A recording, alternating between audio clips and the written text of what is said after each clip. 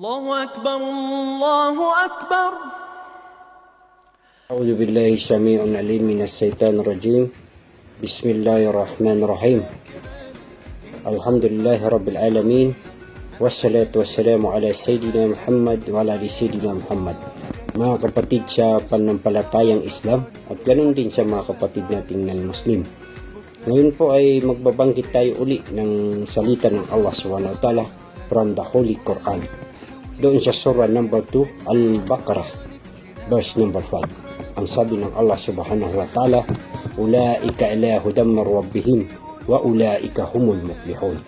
In English, those are often right guidance from their Lord, and it is those who are the successful.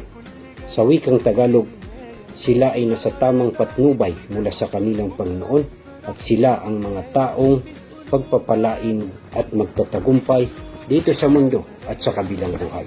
Ang tunay na tagumpay ay hindi lamang material o panandalian dito sa mundo, kundi ang kaligtasan sa araw ng paghuhukom, pagkamit ng paraiso at kaluguran ng Allah subhanahu wa ta'ala.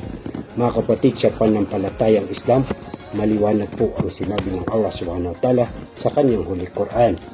Maraming salamat. Wabillahi taufiq wal hidayah.